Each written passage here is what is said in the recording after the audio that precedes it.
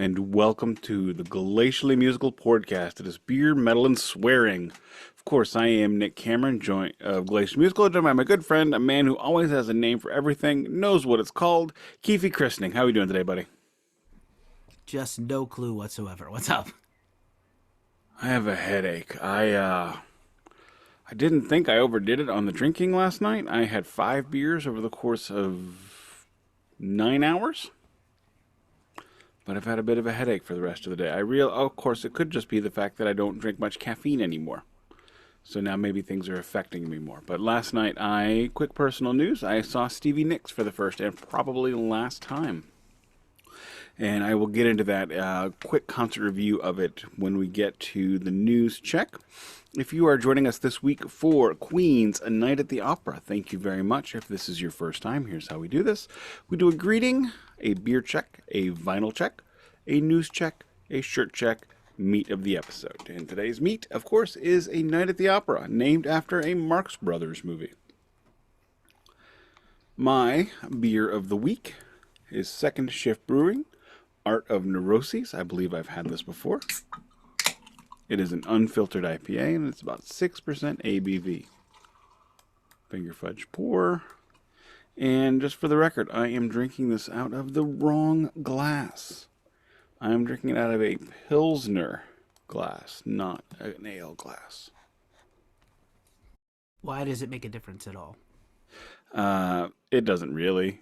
What the glasses you use are supposed to enhance the flavor of the beer. However, what a Pilsner glass does is it enhances the aroma of the beer as you drink it. Well, if you're drinking an aromatic beer, wouldn't that help any beer, regardless of what style it is? I don't know. That's just Nick talking. What does Nick know? I'd say Nick knows a thing or two about a thing or two, so good call. Guess what I'm going to do for the first time in 4 months? What is that? I'm going to do a beer check. Yeah. I got mostly good news at the doctor. We'll do a health check. I got finally, after 4 months, I got my physical. There's no actual pass-fail, by the way, on the mental health exam, but I definitely failed by other measures of whether it's pass-fail, but I was definitely on the poor side of that. But okay, fine, one thing at a time. My A1C, my doctor called my sugar reduction, my A1C number, a miracle improvement, a miracle, from 11 to 7. I lost 12 pounds, not great because I need to lose like 60, 70 pounds, but like 12 is a start. And at least, and then I need to get into better shape, not just lose the weight, but actually, put on muscle and be stronger and healthy core, all these crappy things. And then all these things you don't want to do when I want to eat crap and drink crap. Lawyer wife actually had me lifting weights on Sunday. Like, yeah. I was genuinely lifting weights, and I'm like, wow, I have not done this since high school. Yeah, oh, okay. I used to lift weights like 5, 6 years ago, not lately. And then, let's see, what else? My blood pressure from my scare 2 weeks ago, I had a scare 2 weeks ago where I went to the ER, and I'm having a beer tonight. But right now, they're going to keep it like as is, and there's no other course of action until I have an additional appointment and a second round of more labs, and then they're going to see if I need more work. But that's also improved, even though it was like dire a couple of weeks ago. It's better now than it was when I was there. And then on my cholesterol is kind of high, which it was a little high in January, but now it's quite high. So I'm going on Crestor. If anyone's got any advice about that medicine, I heard there's a lot of nasty side effects. I'm already on meds with bad side effects. Metformin, looking at you. But I'm going to enjoy this victory beer. I have a show later on after this, and I'm going to drink this goddamn Dale's Pale Ale out of a plain old glass. Finger fudge frickin' pour for the first time since the late December. In your fucking eye, beer. And into my fucking face. That's the pour.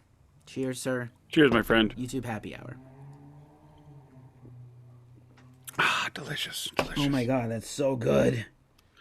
Yeah, I know. I need a minute. It's really good. Hold on. I miss you so... Beer, I miss you. All right. I miss you so much. Keefy needs a minute with his beer. Hopefully he doesn't cut his tongue on the can. No, that'd be terrible. I said hopefully. And if anybody needs to talk amongst yourselves, I can give you a topic. A parkway is a park nor a way. Discuss. So I'm going to move on into my vinyl check. Have you noticed that I'm doing my NPR voice today? I You said am. you might be low energy, so it's okay. Yeah, we had an epic night last night, and in all the best ways. And I didn't go to. Apparently, we didn't go to sleep till 2:45 in the morning. It's late for you. I stayed with you for a weekend. You were in bed early on the nights we didn't have shows. So We did take the day off of work, however. Oh God, when I was doing the math to get up in the morning, she like asked me, she's like, "Did you realize that it had only been 3 hours since we went to sleep when you were nudging me?" I'm like, "No."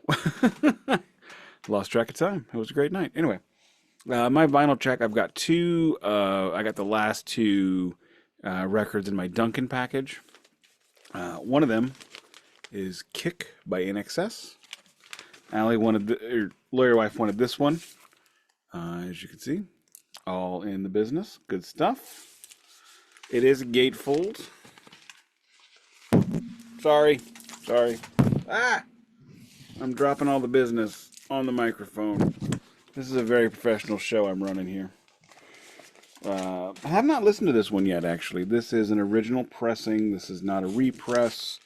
When buying things from England, it's the best tip I can give.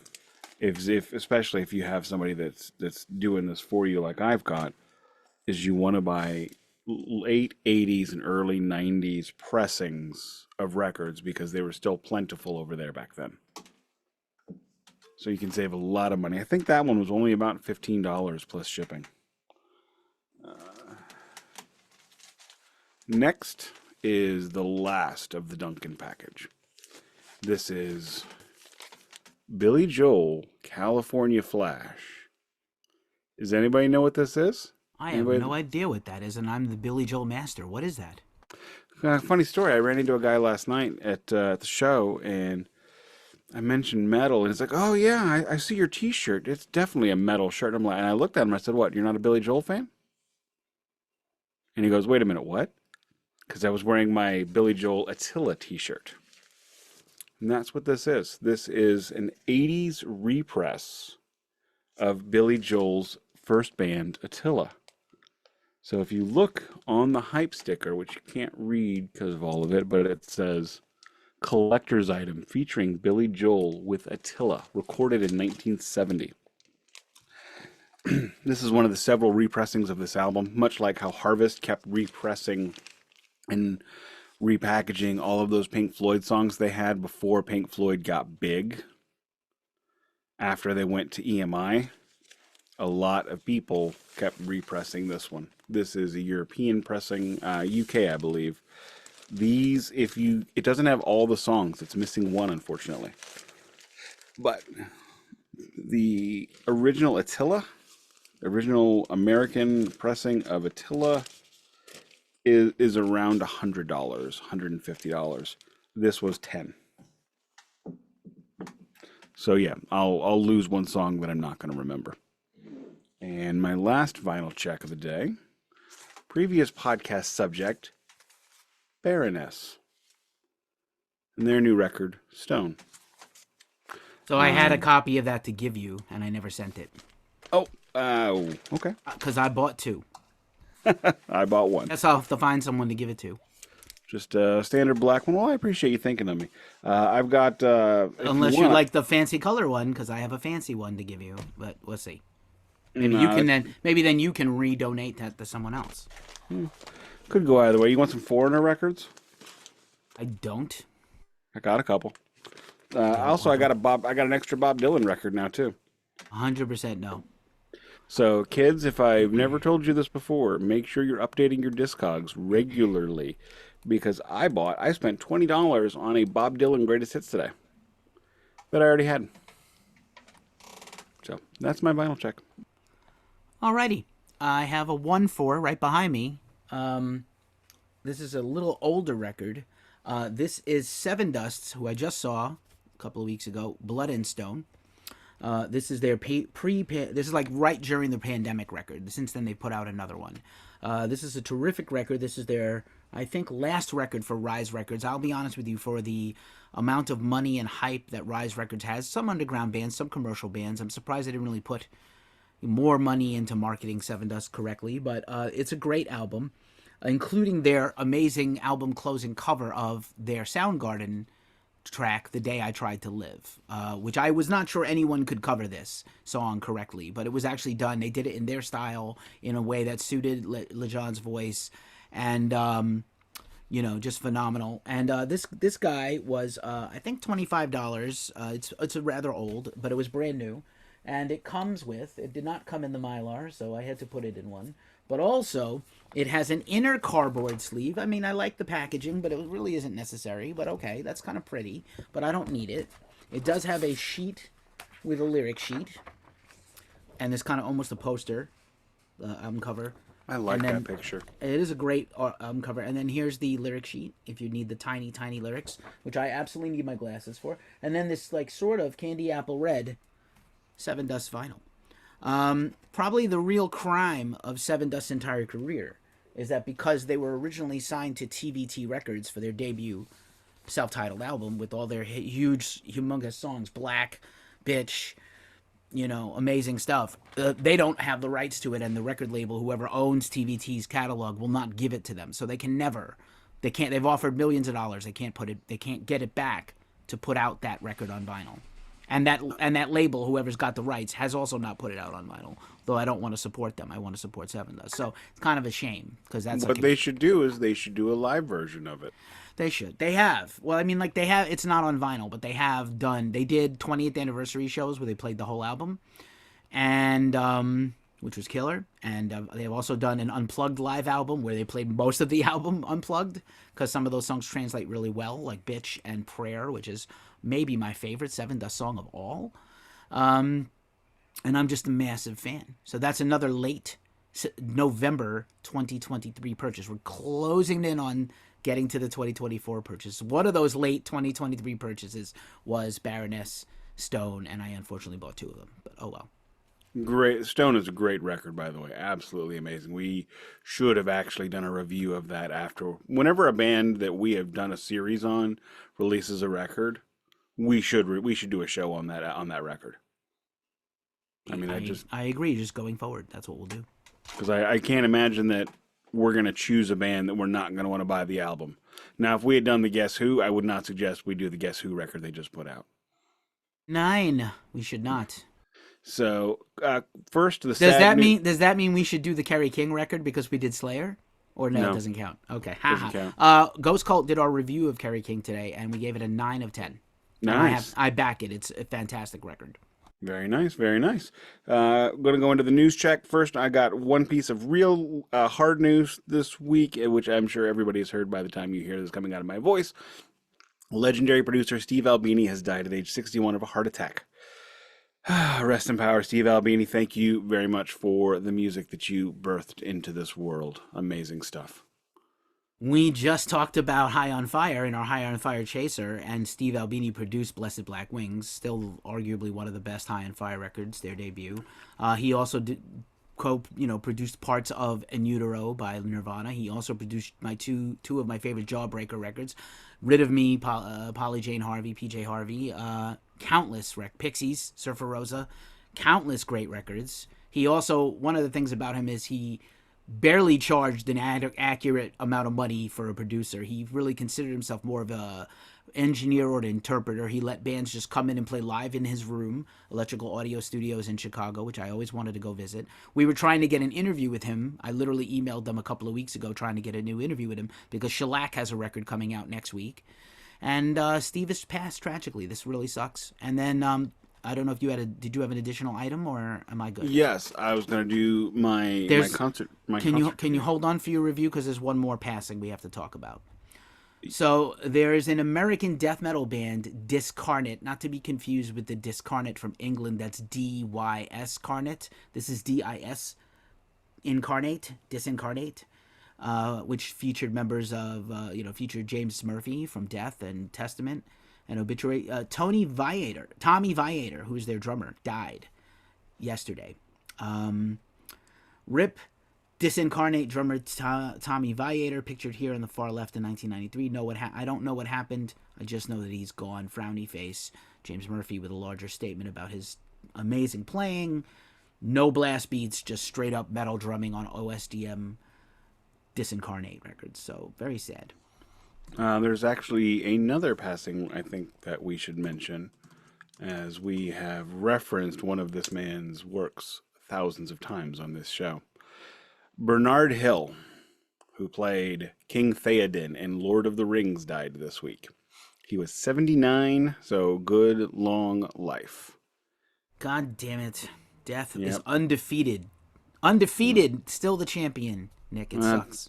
To quote King Theoden, all hail the victorious dead. Let us ride out for Rohan! All right, sorry. I had to. And for Ruin. And for Ruin. Yeah, that sucks. People pass. I don't know what other news. I hate to be a downer. I don't know what other news there is that's like actually worth sharing. But you give your concert review, and then I have a mini concert review to give as well. All right, I'm going to go through this as quickly as I can. I'm going to go through the set list and what I thought of each one. Blah blah blah. A little bit anyway. So the evening started off with us going to Ruth Chris Steakhouse. Lawyer wife's friend gave us a gift card, and was a $100 gift card. We spent $105 before tip because I cheaped out on the steak. I got a petite filet mignon, and my petite filet was wonderful. It was phenomenal. However, I then had to buy a potato, and I then had to buy a salad, which is frustrating. I mean, the steak was amazing, but you shouldn't have to buy everything a la carte. If you get a steak dinner, you should get a steak dinner, not a steak that you have to then surround with dinner. And my beer was $15 as well. So it was pricey, but again, gift card. And we had to pay to park, which sucked. We had to pay for valet parking to eat there, which I'm still going to stick with. I'm just going to stick with Twisted Tree. That's just where I'm going to go going forward, because every time I go anywhere that's fancy, I compare it to Twisted Tree and it doesn't come out as well. Although I got one. I'm going to try the Smokehouse Grill at the Hollywood Casino before a concert this summer. I forget which one. Anyway, so Nicole Atkins was the opener, and was not a big fan of hers. Did walk out halfway through her set, kind of just bored. It's like, let me go to the bathroom and get a beer and come back for Stevie. True legend. And one of the few people that has been elected into the Rock and Roll Hall of Fame 2 times as part of Fleetwood Mac and as solo. So big deals. She opened up with Outside the Rain, which is not a song I am familiar with. Sorry. Dreams, Fleetwood Mac, again, not real familiar. If Anyone Falls, great tune. Then Stop Dragging My Heart Around. And this is where she transitions her show a little bit. She transitions into a storytelling kind of event. So from this song forward, every song we got a 30 to 45 second story about that song, which was really cool. And then she goes on to For What It's Worth, the Buffalo Springfield song, Stop Baby, What's That Sound? Show the story about that song. It is not a protest song. It is a story just about an impromptu riot that happened in front of the Whiskey A Go-Go on the Sunset Strip in the 60s. And then Gypsy, I mean, what can you say? It doesn't need to be said. Wild Heart, Belladonna, Stand Back, Gold Dust Woman. Gold Dust Woman I thought was a little bit of subpar performance on this particular song, just because I didn't understand the vocals very well. Then she does Leather and Lace and Edge of 17, comes out for the encore, and does another Tom Petty story, and she plays Free Fallin'. She covers Free Fallin', which was absolutely amazing. Then finishes it up with Rhiannon and Landslide. And not only was this just a wonderfully performed show, there was not much of a stage show. There were video screens that were, mostly just, putting up little cutesy things behind them. But it was a riveting show. We ended up getting parking on the street, so we didn't even have to pay at the meter. And we ended up parking right by the door where our seats were. And so we had dinner, we got the best parking and the best seats, got in, got out, and finished out our night for the rest of the evening quickly, and it was all nice, short, and sweet. But all in all, great show. She can still perform even in her mid 70s. She is still a phenomenal, phenomenal performer. If you can make it to one of these shows, I recommend it. And I am not a big Stevie Nicks or Fleetwood Mac fan. Well done. Well done. I'm going to give a very hyper-fast review of the Omega Fest. I am wearing a Forbidden hat. I don't need one more trucker hat, but goddammit, I bought one. You have heard me yelp ad infinitum at how much I love Forbidden, the thrash metal band from the Bay Area. Have been retired for a long time because Russ Anderson is retired. And I know Craig LaCicero, could I put this band back out with another singer? I don't know. And they found the right singer, Norman Skinner from the Bay Area of many bands, especially Nivion, who has toured the country with Soulfly and other bands. And Norman's got a great, sounds like Russ Anderson, sounds like Judas Priest, can do like Ripper, also sings heavy, extreme vocals too. And so this is their new annual fest at the UC Berkeley Theater. I was just there for Infectious Grooves. I'm there very frequently. I saw Baroness there. I'm often there. And so it's an all-day thing. I went to Free Comic Book Day, picked up some books, and then I hustled to Berkeley on no break with the books with me, which I didn't want to do because I didn't want them to get messed up. I managed to get a second set of, you're only allowed 5 free comics because they're trying to have enough for everybody, but I managed to wrangle 5 more children's books to leave for the children in my building because I sense that they're not getting enough to read based on the behavior in the building. Maybe reading will help them. And so I pleaded my case to give me some extra books for kids. Just left them with a sticky note, take 1 each, please. I get out. Good luck with that.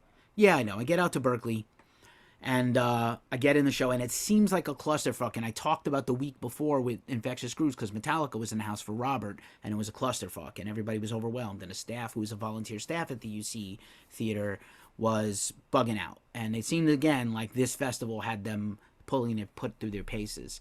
So I get in, long story short, Billy Biohazard personally covered me. I actually had an after show pass that I didn't get to use. I could have hung out with all these bands I love, but I didn't get to, which is a shame, because the show ran late and there's only 2 trains left after midnight, and I could not miss one because I didn't have money for a $50 Uber right now. So, but it's an incredible day of metal, frolic, death chant, Exciter. Phil Demmel came out and played with Exciter. Warbringer, Hatriot, Steve Zetro, Zeus's 2 sons. After Warbringer, Forbidden played a whole basically headline set, but nothing past 1990. So just the first 2 albums, Forbidden Evil and Twisted into Form. Incredible set list, and they will never play another set that old school again, he says at the show. And then to close it out, my homeboys from Brooklyn, Biohazard. You just substitute every Brooklyn shout out to Bronx, and you're talking about most of my life story from 1985 to 1995 or 2000. And so, incredible show. And just met some friends. I turned some people onto Glacially Musical. I turned some people onto Ghost Cult. And I'm bookied for the very last train home. I got home a little bit after 1. And I slept most of Sunday in a coma because of the exhaustion from running around the last few days. But what a time to be alive. Totally hear you. It sounded like a great time. I'm glad you enjoyed it. Glad you made it home. I'm going to do my shirt check. I didn't forget it, and it's in the right spot. I am rocking Gravehuffer, friend of the show, Gravehuffer. Their Quarantine War Machine shirt, which does glow in the dark. Let's see if I can make that work for you. You shouldn't even try. Kind of did. Ooh, do I look creepy like this? A little creepy, yeah. All right, I'll put the lights back on. And actually, when we had breakfast... My shirt check. No shirt check for me? None again? I was just going to say, at breakfast this morning, the owner of the restaurant asked me what my shirt was. That's all. Shirt check, please. Poor lawyer wife that has to sit with you with shirts on like this. I know. I don't have a lawyer wife or any wife, so you understand. Just felt punk rock today, and it's a very comfy shirt. So Descendents, Milo, goes to college shirt. I do drink of my bonus cup, Alroy. So, we have gotten to the part of the day where we're now going to talk about a record. We're going to talk about a record that comes out in 1975. Little bit of background on this one.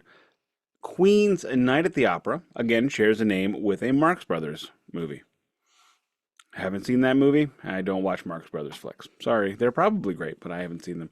Although I did learn last week, and this freaked me out, and this is living in my head rent free, so I'm going to put it in your head. Did you know that Harry Shearer's first credited role was in 1950 and was in a Laurel and Hardy film? Holy shit, he's old. He is 80. I did They're not. shooting the new Spinal Tap movie right now. Yeah, it's a good thing. He is 80. I don't know how old Christopher Guest is, but he is 80. So, this album, it is the most expensive album ever recorded at this point. It is recorded over several studios because they have broken off contact with the studio they had used up to that point because of a management dispute. What is a management dispute when it comes to hit rock bands, Keefy? Somebody stealing their money. Somebody's stealing their money. Comes out that Queen had not been paid a dime for any of their music up to this point because their previous manager, John Reed. Thank you, John Reed. Also the manager of Elton John and many others. Oh, there you go. He was stealing their money, so they got nothing. They only got paid for their tours, and at this point in time, they are not like doing massive world tours yet. So, a tale as old as rock music. As long as there are hopeful young men and women out there to play music, there will be smarmy lawyers and managers to steal it. If I can interject, John Reed has been played twice in recent rock biopics and portrayed horribly in both of them. He was Elton John's manager and lover at one point and helped Elton John come out completely, but also was an asshole and robbed him blind. And Elton John was a stadium headliner right after Queen became one. Queen is on the cusp of becoming, they got so big for arenas, they put them in soccer stadiums. And they were the first band to play soccer stadiums of this repute in rock music. But John Reed, scumbag. I rest my case. Yeah, that's again, tale as old as time, which is unfortunate. And yeah, so their previous studio had a relationship with him, so they would not use the studio. So every song, apart from "God Save the Queen," which is the closing track, which was recorded the year previous, was recorded in several other places. This is Queen's first #1 album in the United Kingdom. It charts #1 on 3 non-consecutive weeks. So it hits #1, it falls out, it comes back, it falls out, it comes back. That is a strong staying power.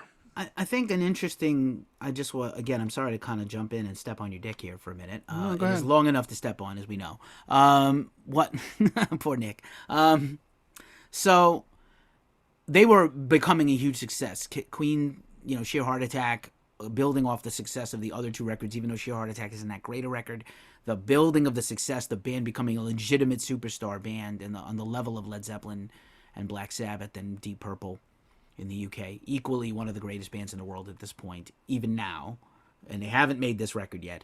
The reason the record was so expensive and took so long because they kept getting offers to go on tour. So they wrote a whole record, more or less, maybe 3/4 of a record. They'd go out for a few weeks or a month, come back, record for a week, go back out, tour, come back into a different studio because time had to get booked for someone else, record, overdubs, all these things. You mean that's thing Metallica did when they didn't want to get their records actually finished? Yeah, that's a fact. So it also hits #1 in the United States. So in the United States and in the United Kingdom, they have a #1 record. That's insane. This is also considered to be their best record critically. I don't know that I agree. We'll figure it out as we move forward.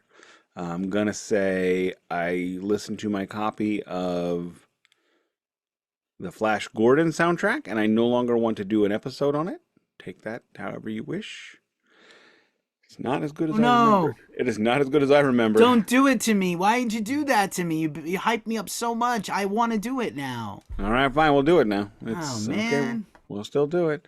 Anyway, so there's a lot going on here. It's really cool that they are now growing into this band, and this album features a whole host of styles. It's if you heard their first record or their second record and then heard this one, I could honestly see where you might not think it's the same band.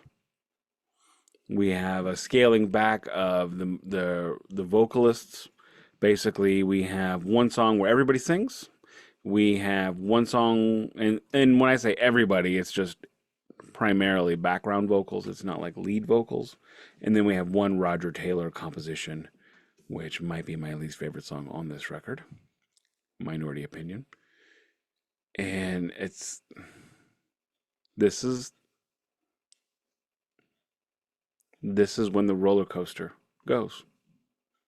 Up until this point, they were in line, and they were getting closer, and they were getting closer. When this drops, when the needle drops on this record, and you hear "Death on Two Legs," the roller coaster the ride is gone, and the train has left the station, and there's no stopping it. No stopping me now. That's not this record, but that's a great segue. I know. Do you want me to lead the track by track if you don't have anything else? I have nothing else to say. I didn't know if you wanted to follow up on anything. This record is flying through. I guess if I knew we were going to go this fast, I could have saved my point about the studios. All the infamous studios this album was made in: Trident Records, Olympic Records, Rockfield Records, Lansdowne, Sam Records, Roundhouse, and Scorpio Sound. Insane. 1, 2, 3, 4, 5, 6, 7. 2, 4, 6, 7 studios. Millions of dollars to make this record, but it seemed. I'm sorry. I need to interject to correct me. Brian May sings on this album. John Deacon does not. I have had this album in one form or another since 1992, and I just now learned that Brian May sings a song on it. All right, then. Fair enough. Once again produced by the frequent and frightening Roy Thomas Baker. Do not look at his photo, as Nick said a few episodes ago. If you want to have nightmares, the stuff of nightmares. I think Queen. I don't remember it. I'm going to save all the good bits for the track by track, but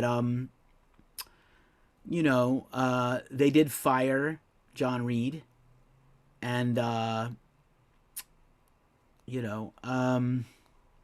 oh my God! They hired and fired John Reed, but don't look. Why'd you look? Because I couldn't remember what it was, and I hate myself. Yeah, the band was very close, apparently, according to the Wikipedia, which we know not to trust. The band was close to signing Peter Grant of Led Zeppelin because they figured this guy will get us paid.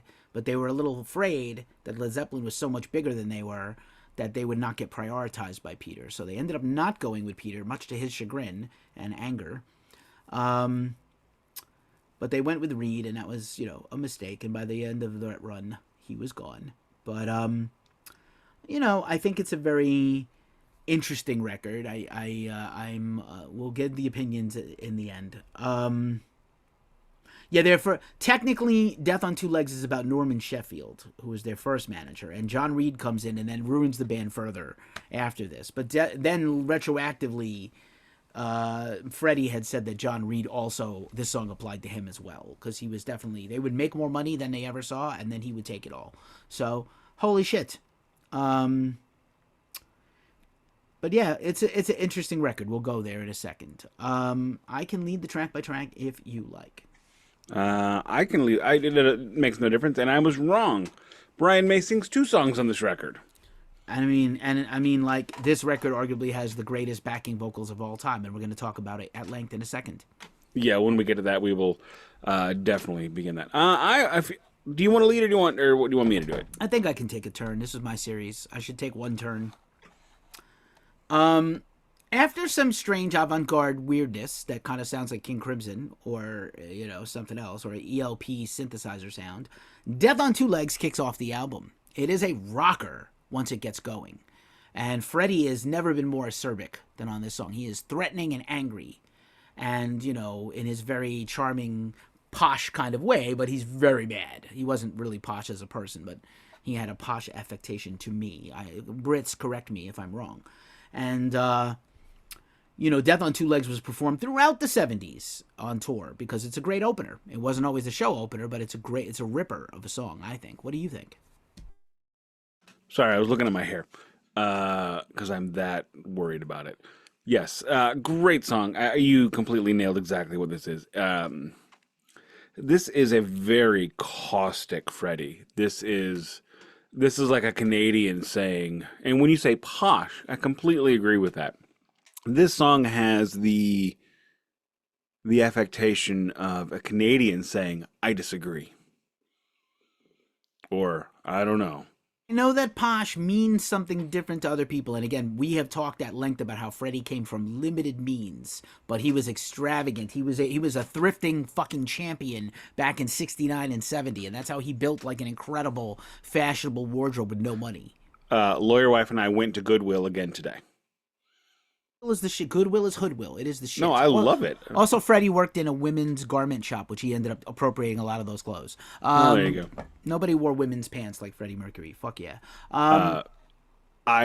She said to me, I'm really happy that you don't make fun of my Goodwill obsession. And I'm like, honey, I didn't come from money. I didn't have any money growing up. She's like, yeah, but now that we're, much better off, we still do it. I'm like, yeah, well, why shouldn't we? That's where I got my Sopranos tracksuit. I got that at Goodwill. I wear that almost like every day. Amazing. Did I tell you that I went to an Italian grocery store last week? I saw the photo, and I saw you make the sauce on Instagram or something on Facebook, so go ahead. They took $80 off me. Yeah, I bet they did. Yeah, fancy stuff's fancy. It's expensive. Yeah, I spent $13 on a jar of pesto. That's impressive. I'm sure it was fantastic pesto. I don't know. I hate pesto. I would love nothing more than to eat like a spread of pesto on a bread with cheese right now, but I can't have it. I'll die. So. Okay, fair enough. Don't do that. Let's talk about the second song, unless you have other things to talk about. Definitely. I just wanted to say one more thing about this one. He actually uses a curse word. And when you think of, the artists that we've grown up seeing and coming across, we grew up, we lived the era of the explicit lyric sticker and how cool it was to have it and how it was a badge of honor. Before that point, that didn't happen. The word high was censored on Doors records. He couldn't say it. And there was a line in Break On Through It. She gets high, she gets high, she gets high. And they had to change to she get. So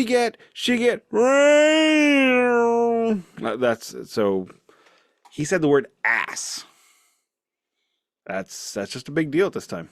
America in particular is a complete dickweed place. Let's also talk about that they were sued for Death on Two Legs by Norman Sheffield, and he won, and they had to settle, but it confirmed that he's the person the song is about. So maybe they won twice. They made the song, and he got to have to confirm it was about him by winning for money. It's like Zans Can't Dance, man. Is it Zans Can't Dance by John Fogerty? Is that the name of the song? I don't know.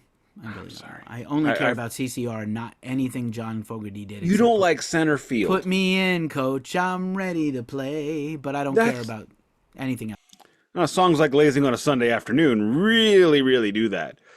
I come from London town. I'm just an ordinary average guy. Sundays I go painting in the nude. I don't need any of this. Don't sing it. It's not a good song. That's what I'm trying to say. Did I sing it well? I mean, did I do it well? I mean, you sing it well for you, but I don't want to hear it because it sucks. Like I know it's not terrible, but it is just this goofy little song. It's him plinking on the piano. Second song on the album should follow the first one logically. I agree. I would have rather the next song be second because then it would be over quicker. Okay, that's fair. Lazing on a Sunday Afternoon is only a minute long, though. It rubs me the wrong way. It's not that it's bad. I just don't want it. It doesn't. No one asked for this. Let's just be clear. No one asked for Only Freddie. And granted, who am I to argue with one of the greatest geniuses ever? But, I'm going to argue with one of the greatest geniuses ever. I love how they recorded it through, a megaphone into a telephone handle. I like that. Into a bucket. Into a bucket. It's perfectly produced to sound like a Victrola. But, I don't want or need this. No, I don't either.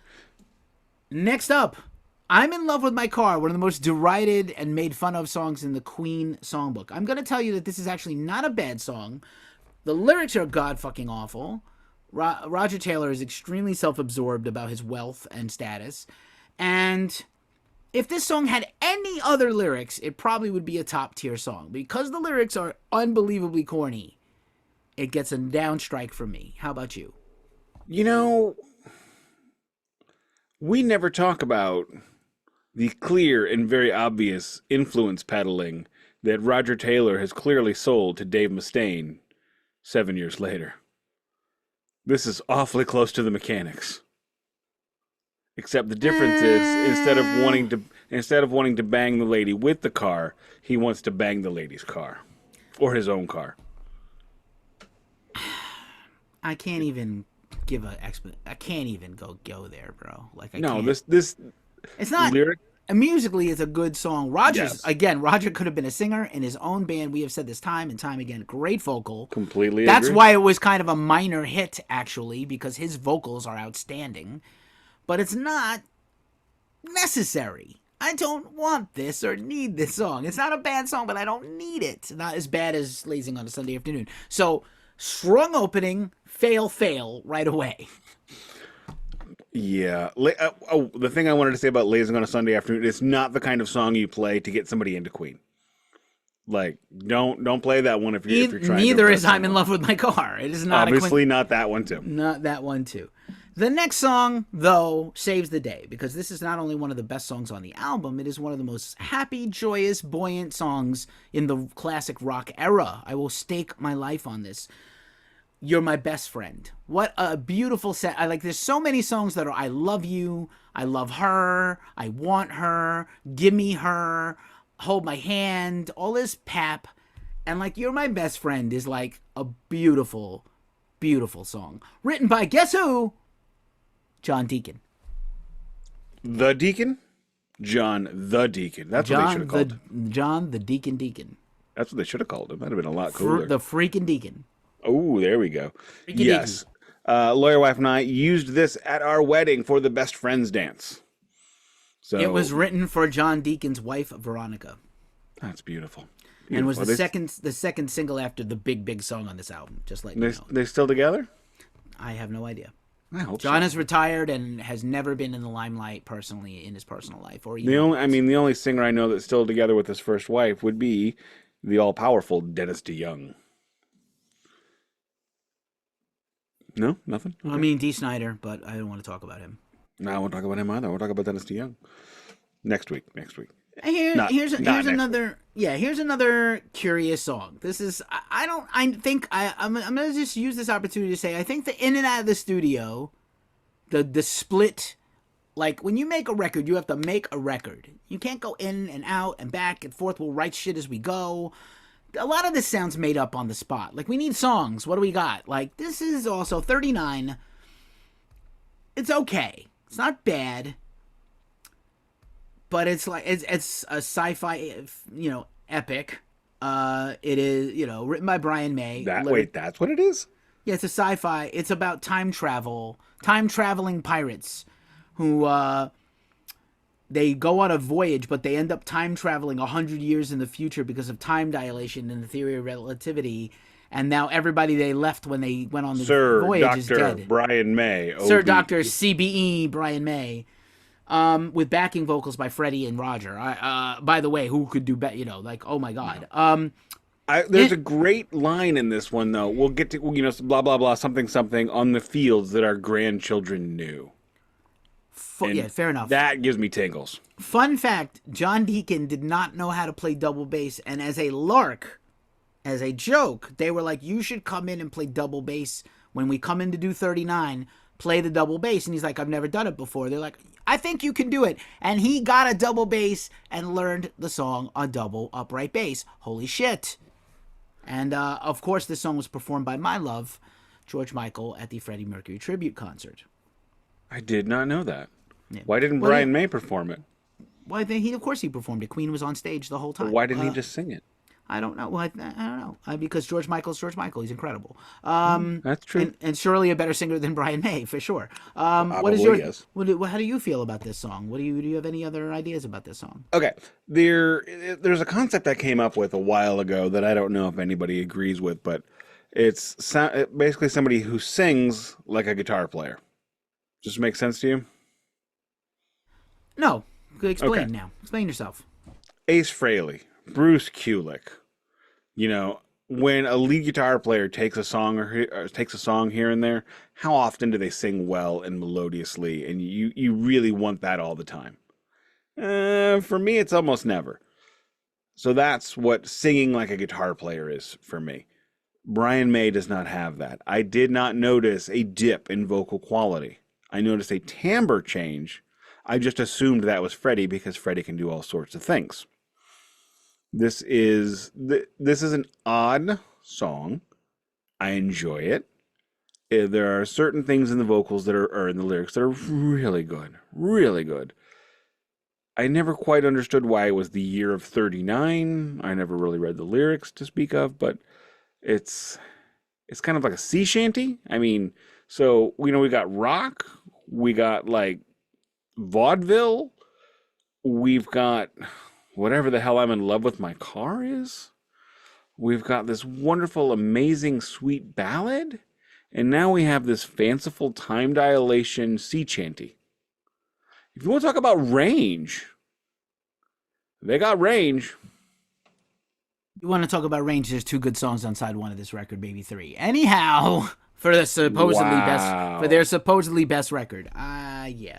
But okay, I wouldn't throw 39 out. It's actually a good song, and they continue to play it. I'm up to 3 good songs on side 1 out of 6. All right, out of 5. they brought it up and played it again with both Adam Lambert and Paul Rodgers in the aughts and later, and so they liked the song clearly. And as on the record, it is sung live by Brian May, so he's back to singing it, which is great. George Michael claimed that he used to sing this song while he was busking on the London Underground before Wham made it, which is fucking insane if you think about it. Wow. That's why he chose to do that song at the Freddie concert. Maybe we should talk about the Freddie concert toward the end of the series. We probably should. Or the Queen movie, or none of that. All right. I haven't seen the Queen movie. This is you have to see it. I also haven't seen the Elton John movie. I started to watch it, then Hulu screwed up, and then I didn't. The Elton John movie is a lot to take in, a lot of sex, with like a lot of sex that you are not accustomed to seeing unless you live in my town and see a lot of in-person sexual stuff. Man-on-man sex, which is fine. I'm all for it. Love is love. I'm good. I'm not prejudiced, but I don't need to see a lot of butthole shots in a major motion picture shot on high-red cameras. Wait, it's like butthole shots? Whole butt shots, yes. But like complete boning with buttholes. Taron Egerton, though, is incredible. And one of the Game of Thrones guys, I think Rob Stark, played John Reed. Anywho, so the Queen movie is the essential viewing, even though it's kind of historically inaccurate in places. The Elton movie, I don't like Baz Luhrmann movies. I know that makes me a horrible person. I don't like any of his films. I don't like his film style. I did not need a hip-hop, jazz, Great Gatsby movie with Toby and Leo. I don't need Romeo and Juliet or whoever did that. I don't need a Broadway musical interpretation of Elton John's very sad life. But that's me. I could be Romeo and Juliet is my most hated movie because it ruined Shakespeare. It doesn't have Brad Pitt. How is that possible? Leo's also on the no list. Leo's on the no list because you're like evil incarnate. Anyway, but that's not why. It ruined Shakespeare because now they do all this stupid crap like Hamlet in space. Yeah, let's talk about pigs in space. Let's talk about Muppets episode throwback right there. Let's talk about a good song for a change. A solid, not spectacular, solid song. Sweet Lady, a rocker, a decent song on any measure for a Queen song. Written by Brian, cool time signature, like a weird, like a little progressive rock throwback a little bit in terms of meter. And it's a solid song. I don't hate it. It's not the greatest, but it's like in terms of a side one late song, it's not terrible. I will say it's better than Lazing on a Sunday Afternoon. It's better than I'm in love with my car. It's better than 39, but okay. This is not a song that says anything. Definitely. but it's fun, and I'll leave it at that. And then to close side one before we flip the record, Seaside Rendezvous is a Freddie track with a lot of fun instruments, kind of like their Sgt. Pepper, right? It's their try at Sgt. Pepper. They love the Beatles, like we know this. Their early stuff is heavily Beatles influenced, and this is a little bit of that record 1 and 2 Beatles influence coming back a little bit. And then there's like a weird vaudevillian. I could see where David Lee Roth got a lot of this shtick from, even though he came from a entertainment family, and that's where he says he got it from. You know, there's like a little bit of like, hello, my honey. There's like a little bit of that shit in here that I also don't need. But like, this is, you know, this song, if you can have the end of side 1 be like the throwaway song for the whole album, that's where you put it. Or at the end of the album. One of those two places. End of a side, end of an album. Garbage song. Throw it away. Throw it at the wall and see if it sticks. But like, I didn't need this either, but it's not like unbearable. It's just not great. It's dumb. It's definitely dumb. It's dumb. I mean, I looking for a home to call your own, seaside rendezvous. What?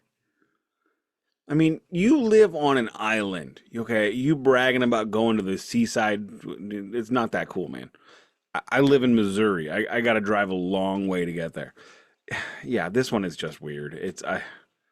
I do not require this song, and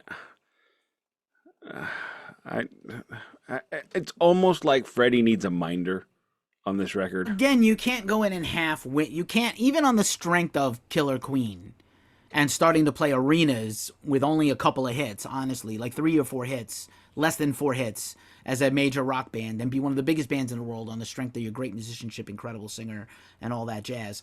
And I would care a lot. Like, Led Zeppelin 4 is a flawless masterpiece on every level, and I will fight you if you say otherwise. There's not a weak thing. It's not a weak moment on it. You know why? Because they knew what band they were in. They didn't go on the road on and off for 10 months. They made that record and then went on the road. They know what's up. This band doesn't know what's up yet.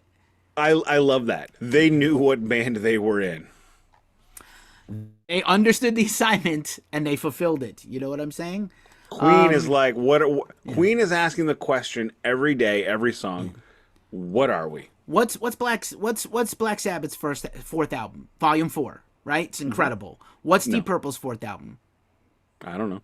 All right, it's Stormbringer, I think. So like, no, or if it's not, it's one of those. No. All right. They had like 3 or 4 albums before Ian Gillan.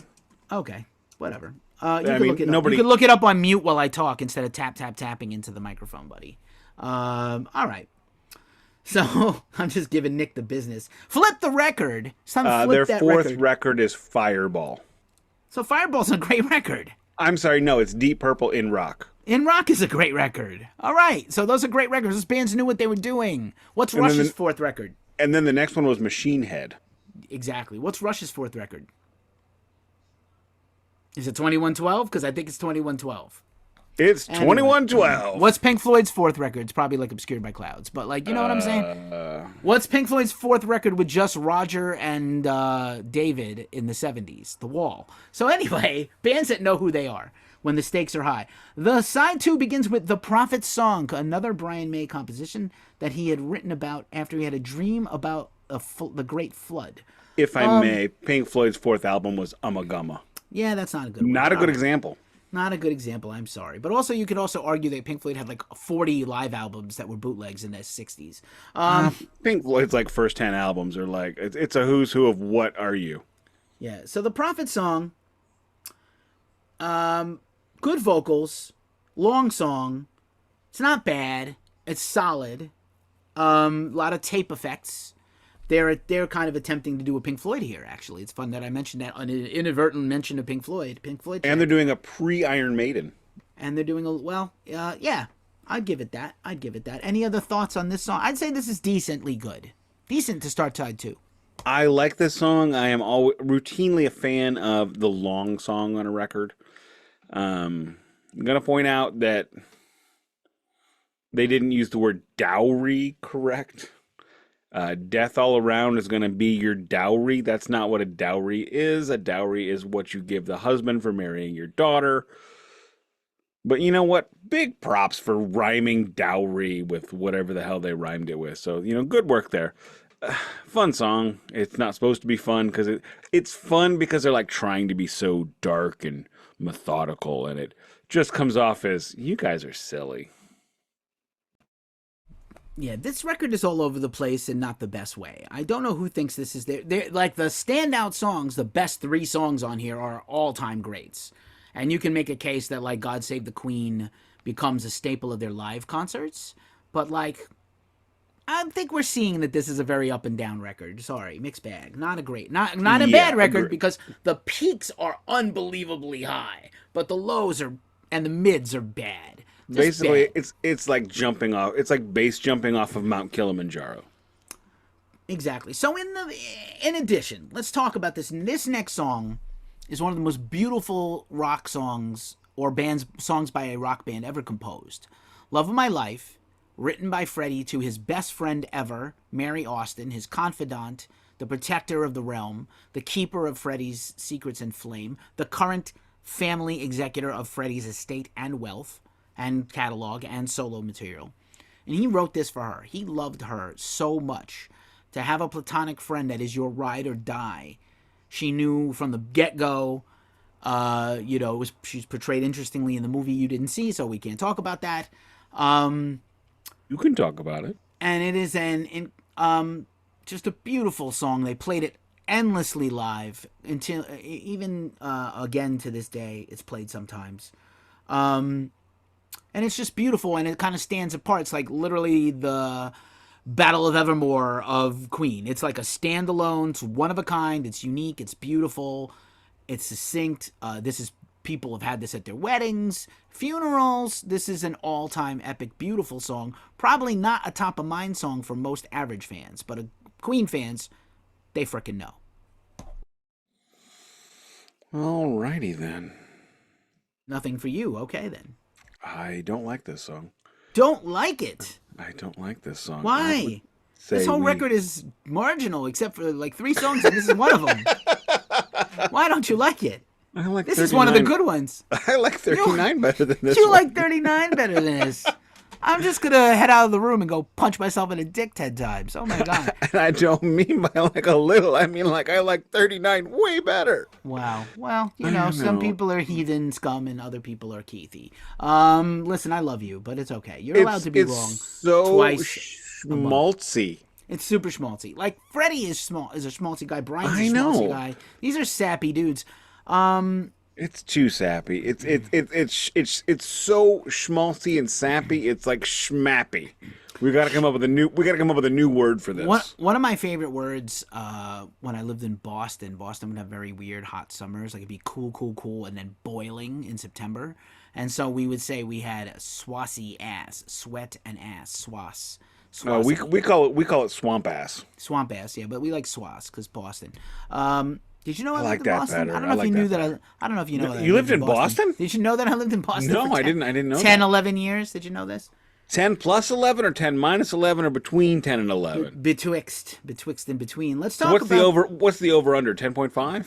Yeah, 10 and 3/4, technically. Let's talk about Good Company, the next track on side 2. Another song I don't actually need. Like, again, why Broadway, vaudeville, Dixieland, which is technically also vaudeville, and country, why all over the place? Why so many? Why the need to be so diverse? I know Bowie did it.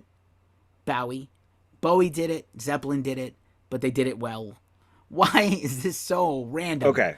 One, do not besmirch Led Zeppelin by saying they did things like this. Never in my way. No, they're copying Led Zeppelin. There's no question. Right. But when Led Zeppelin did it, they did it with a flow. Did it great.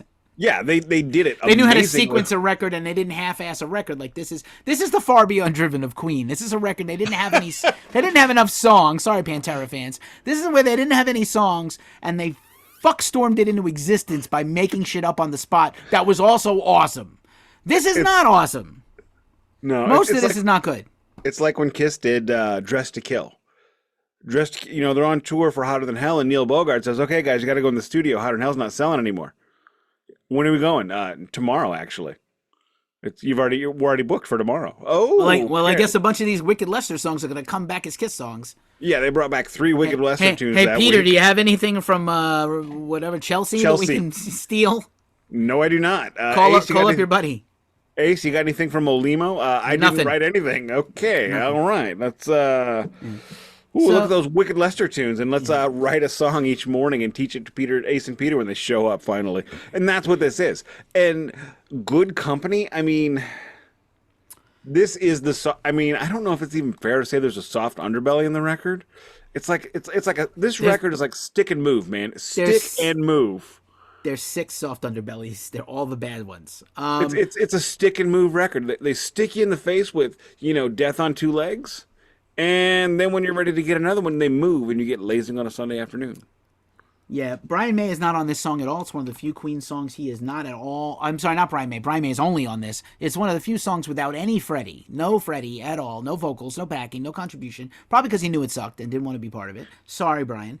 And yeah, this is like Shaman's Blues this is like Runnin' Blue by the Doors. Yeah, no one needs this. No one needs this. But on the plus side, arguably the greatest song in the Queen catalog. Not the biggest hit, but the greatest song. No, I think it's safe to say we're not talking arguable, objectively. The Stairway to Heaven, the Iron Man, the Roundabout, the 2112, the Freebird. This is the song.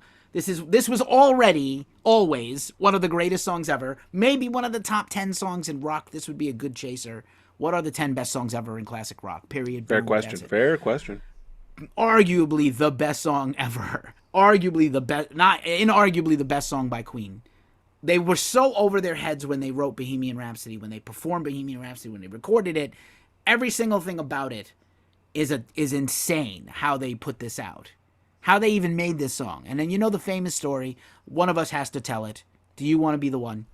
Which story is that? You're much more eloquent than I. Which story? The story of the tape and the overdubs. You know the story. I don't know that story. You don't know the story. So I don't know the story. So Freddie came in with a complete song, Bohemian Rhapsody, with the idea that he was going to not parody. He is not making fun of opera. I had to fight as a trained opera singer, as a youth. I don't know if you know that I went to the famous Fame High School in New York City. Did you say Ute? The Utes, the 2 Utes. I went to What is a Ute? The famous Fiorello H. LaGuardia High School of Performing Arts in the 80s and 90s. And I had to argue that this song does not mock opera. This is a tribute to opera. No, it does This not. is a tribute to Tin Pan Alley. This is a tribute to Savile Row. This is a tribute to opera and operettas and Broadway and vaudeville. This is it is a pastiche. It is a loving pastiche of all the operas. He tells a story. It makes no sense. Your average person. This is a poor man's opera. This is tragic, though. It's got tragedy, which is all you need. Tragedy and a little bit of comedy is all you really need. You got plenty of that. This is opera for somebody who's never seen an opera, but in English. You haven't seen it. The Queen movie portrays the discussion about this album and song. And Fred is like, oh, we're going to do my 10-minute opera song. And they're like, what the fuck? And he's like, yeah, an opera song. We're going to do an opera. I wrote an opera. And then they heard it. They're like, holy shit, what? He's like, but we're going to do like 100 tracks of vocals. So they're in there recording the Galileos and I see a little silhouette of a man. And they do that part. Got a moose? Scaramouche, can you do the Fandango? These are all references to opera, mostly Verdi and Mozart, Italian opera. And they do Figaro as well. Figaro. I was trained in Marriage of Figaro, Così fan tutti. I was trained on all these. I know these songs. The Marriage of Figaro is the first metal band show. Supposedly, I don't think so. But anyway, so they recording, like each guy in Queen is recording 4, 8, 16 tracks, 100 tracks of vocals, 100 didgeridoos. And, to quote Walk Hard, and then they go to look at the tape to bounce it down. They record and bounce it down, and record and bounce it down. This is a physical 2-inch tape. And they hold the tape up to the light, and it's fucking see-through in places. I did know this story. I'm sorry. I forgot. I figured you would be much more eloquent than I at telling any story, because you are a genius and I am a herb. But, like, anyway, I was insulted recently and told I'm too... Les Nessman says you walk through my wall, my imaginary wall. I was told recently that I'm too self-effacing and it's distasteful and gross. What the fuck? Get the fuck out of here. Anyway, so they record this fucking epic thing, And it goes way longer than Freddie planned. Freddie does not know. We talked about this. Freddie does not know sheet music. Freddie does not know, typical bars and clefs. He wrote this shit like a fucking flow chart with little blocks representing the instruments and the movements. And the band understood the assignment, similar to Anthony Kiedis with Under the Bridge. Like, I don't know how this goes. I'm going to sing it to you and you guys make up the rest. But they didn't make up the rest. Freddie made the whole song, even the solo, even the riff. He had all of it already. And this song is beautiful, insane, heartbreaking, great. And then I think we almost have to talk about the not part of the song. There's the music video for this song. They were inspired heavily by the, again, we know that they copied from the silent films. The infamous sheer heart attack photo from the album cover comes back in the video form. Because everyone was clamoring for that. Well, there was a music video made for this because it was so good. And, like, what happened was this was the song DJs would put on to go take a shit or go smoke a joint or roll a fucking Jefferson Airplane, smoke some Sherman Hemsley. They needed to put 2112 as well. Yeah, 2112, all of The Wall, all of Dark Side of the Moon. I need to go drop a deuce or 10. I'm going to put this on. But, what else can you say? Incredible. Every element of this song. The vocals, Roger Taylor is not Freddie. Roger Taylor is the piccolo flute vocal sound. The very beep, beep, beep, beep, beep, the highest notes is Roger. And they just kept telling him, go in and do one higher. Go in and do one higher. Go in and do one higher. And he literally passed out from trying, from the effort. This song is a masterpiece across every masterpiece. Stairway to Heaven, again, like, this is their Rachmaninoff's Third. This is their Mona Lisa. This is the Pieta. This is Frank Lloyd Wright. This is Frank Gehry Everything. This is a feat of humanity. This is Queen's version of My Tomato Sauce. Am I understanding? Sure. I got better. Anyway, do you have any other thoughts? I'm done jizzing all over this. You haven't given me like 8 seconds. I had to interrupt to get anything in, and then you're like trying to move on. No, you let me. To quote the greatest actor of all time, I'm Troy McClure.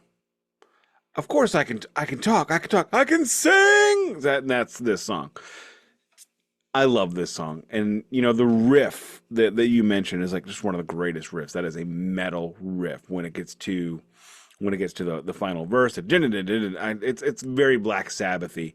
And let me tell a personal story. There was a girl that I knew when I was a young boy and when I was a teenager, and she was apparently really into me, and I did not realize it because I was very obtuse. And when I would ask her, what kind of music, she's like, oh, all of it. I listen to all kinds of things, which don't ever tell me that. And she's like, well, I love Bohemian Rhapsody. This is like 1992, 1993. And she's like, that song is my life. And here's how obtuse I am. And instead of going, oh, okay. What I said was, Mama just killed a man. We did not date. We did not date. And that's kind of how I was in love for a very long time. But love this song. And I mean, this song is wonderful. And I think it's actually a better quality song than Stairway to Heaven. It is a better quality song than Freebird. It is definitely a better quality song than Enter Sandman, because this is their Enter Sandman as well. And how you go from Love of My Life, Good Company, Sweet Lady, Seaside Rendezvous, Lazing on a Sunday Afternoon, and then you drop this. And not only do you drop it after all those songs, it's the last song, basically. Do we need to talk for a second? I made my camera worse, not better. Do we need to talk about Wayne's World for a second? We do need to talk about Wayne's World for a second. I was very proud that I could say in 1991, when this song got very popular, when they recut the video to add in Wayne's World scenes, that I knew this song and I could show people that I had my cassette copy of Night at the Opera. But this song went from just this thing back in the 70s. Freddie had already been gone, had already died. We had already had the Concert for Life. And then all of a sudden, this song becomes a massive hit because Wayne's World was a massive hit. It was the most popular recurring sketch on SNL. It was written about two metalheads by people that didn't really understand metal, quite frankly. And but their goofiness it connected, and they were able to make Queen a household name again years later. And when I asked for a Queen album for Christmas the year that I got this, I was actually hoping for something with, Another One Bites the Dust on it, because that's what I remembered as Queen. And we're not even there yet. We are far from there. That's better. I moved the microphone out of the shot. Seem to be not tracking my face too well anymore. Sorry, everybody watching on YouTube. Please like and subscribe. We need the fucking help. Bohemian Rhapsody is incredible. I don't know what else to say except I'm glad this song. If I die tomorrow, I'm glad I heard this song at least 10 times, if not 1,000 times. And how many of us have done like so many times. Every Gen Xer in the 90s in high school reenacted the Wayne's World scene in the car. Going, like, for us, it was we'd be going to lunch, and yeah, we did it every time on our way to McDonald's to get a couple of cheeseburgers, and almost got into many wrecks doing it. So kids don't do that. Fair enough. And let's close the record, even though this album should have ended with Bohemian Rhapsody and nothing else after this. Yep. But we have to pay tribute to God Save the Queen. Doesn't mean much to Americans, but it's obviously very important to Brits and folks in the UK, the extended British Empire at this time. And depending on your political view, you might hate the monarchy and hate the Queen, but it does stir emotions, and Queen has closed every single show ever since this came out with this track. So it is, in fact, part of the Queen lore. I don't think this is a great... it's a cover of a national anthem. Like, I don't need this, but, like, for me, it is American. I think if I was British, I might be like, I remember this my whole life, and it'd be a big deal. Rubble, rubble, rubble, rubble, if I was a northerner. So, like, I don't know. It's well performed. I understand it's stirring to people's emotions. It may anger people. Maybe they meant it cheeky. Maybe Freddie meant it as cheeky. He would come out with the crown and mitre and the cape and the robe and the whatever, and, pomp and circumstance on the way out. Regal as fuck, as always, Queen. But I don't particularly, like, I need this or love this, but it's, like, I understand it. How different is this than Jimi Hendrix doing the Star Spangled Banner? Funny that you mentioned that. That is the Wikipedia entry, basically.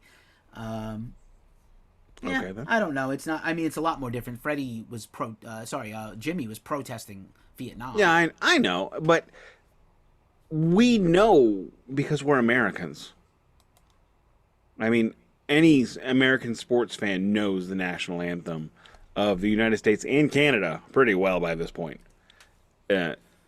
So we knew what Jimmy was doing. I don't know what Brian May was doing because I don't know that song. I don't know the meaning of the song. American patriotism is drilled into you at a very early age, and it's ridiculous, and it's stupid, and it's whatever. So when I hear Jimmy's version of the Star Spangled Banner, I don't hear the American jingoism.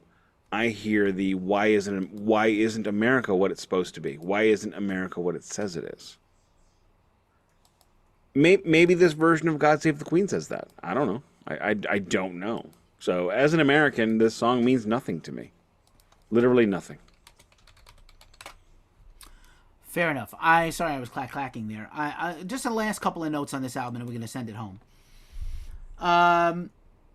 Every single performance of Bohemian Rhapsody, just to go back to it for a second because it's so amazing, they have never actually tried to, that I know of, do the opera part, the opera section before the main riff comes in, for the the ending part, the coda, whatever it is. They've never actually tried to do it. They just play the recording. So the stage goes dark, and you always had a video with that video from the music video, and the recorded played over the arena.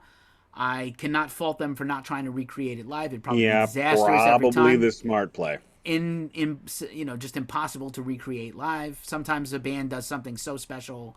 They, Dimebag Darrell's Cowboys from Hell intro is such a mistake, a happy accident. He could never reproduce it live the way he would actually try to do it. He couldn't reproduce it in the studio from his demo, much less live. And then apparently because they loved Groucho Marx so much for the next two albums, Groucho Marx became a friend of theirs and wrote a letter to them praising A Day at the Races, which is insane, according to the Wikipedia. I have nothing else on this record except to say, let's rate the record for a second. It's weird because, okay, even if I'll give you 39, and you'll give me the other one that I liked. Love of My Life? Oh, I mean, I love Love of My Life. I'll give me back Sweet Lady and Love of My Life, and it's still only half. No. If you're going to give me 39, you only get one. Then I'm taking Love of My Life. It's too. That's good. fine. You take one. I take one. Fine. And I think you know the words, to quote Axl Rose. This is only we're at half 5 a good out record. of. We're at 5 out of 12 at this point. This is a half a good record. Still, somehow, it's like a 6 or a 7.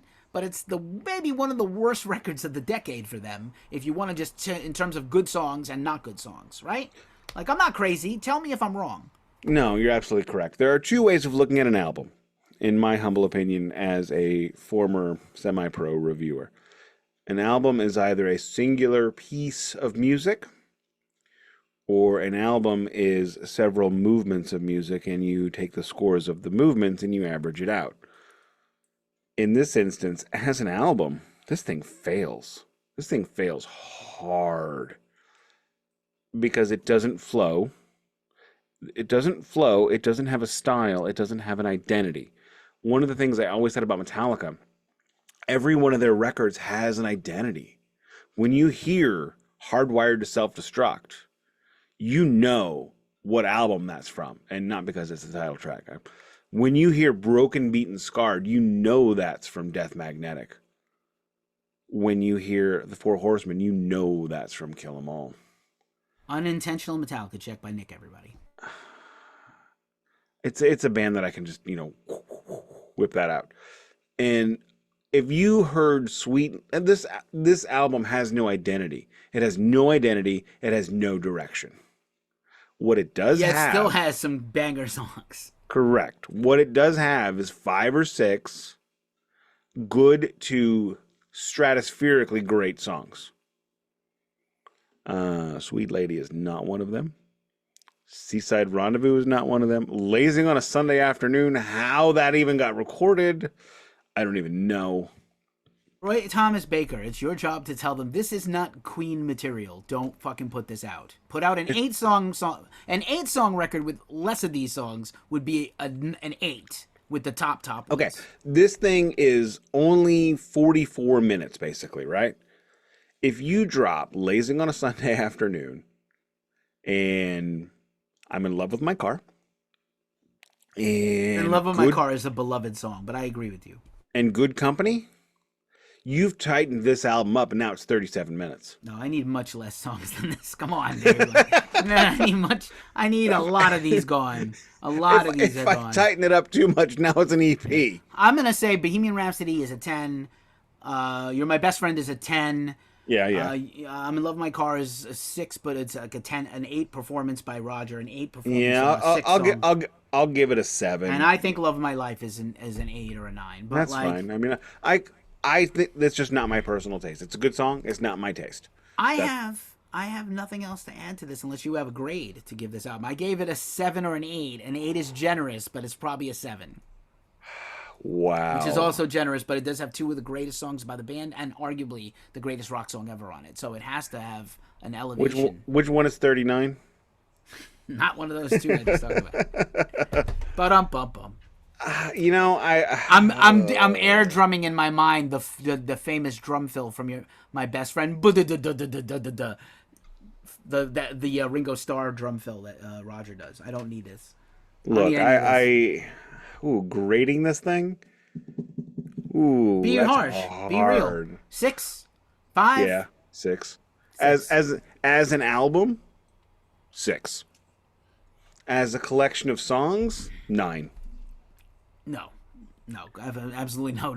I'm sorry, Bohemian Rhapsody is at least a 14. Bohemian Rhapsody breaks the fucking scale. It's like when you see the cartoon and the thermometer bursts. It's like when when I had my Prius and it was doing like the gas mileage that I was getting when I got into electric, it was 99.9. That's Bohemian Rhapsody. I mean, the rest of it is squiffy. Nicholas Cameron. We don't even need to do a summary on this. You could just take us the fuck home. This is. Yep. I'm over this. Alrighty. Worst Queen record with the greatest song ever on it. I don't know what else to say. This is Queen's Fair Warning. Jesus Christ. I said it. Thank you, everybody. Pink bubbles go ape. You said take us home twice, so okay. Okay, I got the hand signal. He didn't say 2 or 1, but I got the signal. Anyway, thank you very much for listening. This has been the Glacially Musical Podcast.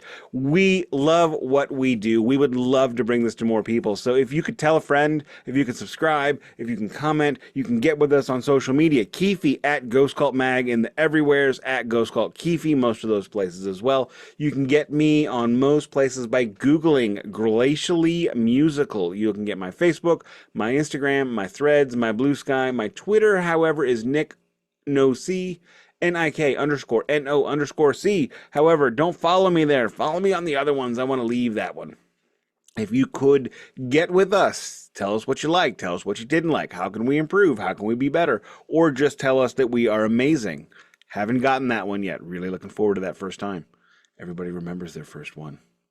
But as we say every week, this has been the Glacially Musical Podcast. It does not play in Peoria, and I bet Queen wouldn't either, because they were always too big.